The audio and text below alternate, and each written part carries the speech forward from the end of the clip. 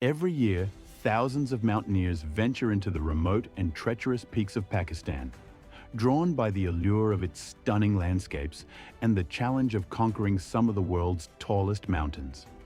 But on June 22, 2013, the tranquility of Nanga Parbat, the ninth highest peak in the world, was shattered by a horrific act of violence.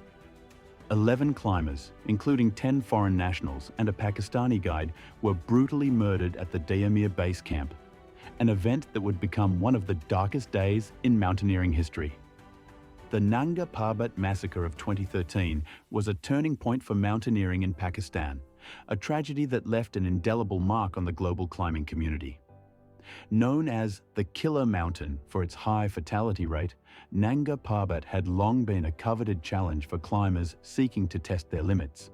However, the massacre transformed this iconic peak into a symbol of vulnerability, where the dangers of human conflict overshadowed the natural perils of the ascent. This incident not only exposed the fragility of safety in Pakistan's remote regions, but also underscored the challenges faced by a country striving to balance its adventure tourism potential with growing internal instability. It was a moment that forced climbers, locals, and the government alike to reckon with the intersection of exploration and geopolitical unrest.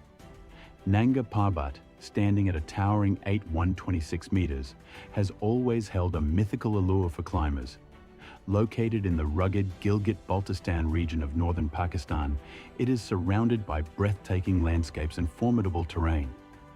The mountain's treacherous routes and unpredictable weather have made it one of the most dangerous peaks to climb, earning it a reputation as a pinnacle of high-altitude mountaineering.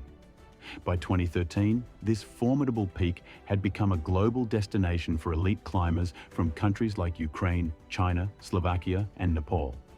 However, the socio-political climate in Pakistan leading up to the massacre was fraught with tension. The rise of militant groups such as Tehrik-i-Taliban Pakistan, TTP, had already destabilized many parts of the country, and the Gilgit-Baltistan region, though remote, was not immune to the creeping influence of insurgency. The growing unrest set the stage for an act of terror that would reverberate far beyond the mountain's slopes. The events of June 22, 2013 unfolded in the dead of night at the Dayamir base camp, located at an altitude of 4,200 meters. Climbers were resting in their tents, preparing for the grueling ascent ahead, when a group of armed militants infiltrated the camp. Disguised in uniforms of the Gilgit Scouts, a local paramilitary force, the attackers were able to approach the camp without arousing suspicion. What followed was a meticulously planned and cold-blooded assault.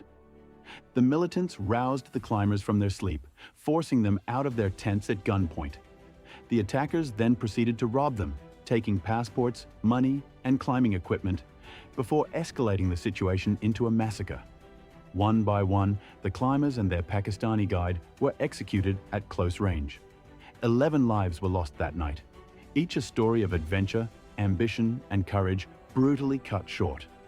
The attack was later claimed by the TTP, who described it as a revenge operation for the killing of one of their leaders, Waliur Rahman, in a US drone strike. The massacre was not just a retaliatory act. It was also a calculated move to tarnish Pakistan's international image and deter foreign engagement. The tragedy was amplified by its setting, a remote mountain base camp where climbers had come seeking solitude and challenge, only to encounter unthinkable violence. The aftermath was chaotic and heartbreaking. News of the massacre spread rapidly, sending shockwaves through the mountaineering community and beyond. For days, rescue teams worked to recover the bodies of the victims, while their families faced the unimaginable grief of losing loved ones in such a brutal manner. The massacre left behind a trail of devastation, not just for the families of the victims, but also for the local communities and the Pakistani government. The families of the climbers faced immense difficulties in retrieving the bodies and navigating the complexities of an international tragedy. For the local communities in Gilgit-Baltistan, the attack cast a shadow over their livelihoods, as the region's economy depended heavily on trekking and mountaineering tourism. The Pakistani government, already grappling with internal security challenges, came under heavy criticism for failing to protect the climbers and for the broader instability that allowed such an attack to occur. This tragedy brought to light the fragile balance between fostering tourism and ensuring safety in a region plagued by militancy. In the wake of the Nanga Parbat massacre, significant efforts were made to rebuild trust and improve safety for climbers and tourists in Pakistan. The government implemented stricter security measures, including deploying armed escorts for expeditions, establishing checkpoints along trekking routes, and increasing surveillance in remote areas. Local communities, deeply affected by the loss of livelihoods, also took steps to restore confidence among tourists by promoting community-based tourism initiatives and working closely with authorities to enhance safety protocols. Despite the tragedy, the resilience of the mountaineering community shone through. Climbers from around the world gradually returned to Pakistan, drawn by the beauty and challenge of its peaks, though with a heightened awareness of the risks involved. The revival of tourism in the region has been slow but steady, with efforts focusing on rebuilding Pakistan's reputation as a destination for adventure and exploration. The Nanga Parbat massacre of 2013 remains one of the most harrowing chapters in the history of mountaineering. It was a stark reminder of the vulnerability of climbers in politically unstable regions and the profound impact of violence on the global climbing community. The tragedy highlighted the need for stronger safety measures and international cooperation to protect adventurers who seek to explore the world's most remote and beautiful places. While the mountain continues to attract climbers, the events of that night are a lasting testament to the dangers that can arise when human conflict intrudes upon the pursuit of exploration. The story of the Nanga Parbat massacre is a sobering reminder of the fragility of safety in conflict zones.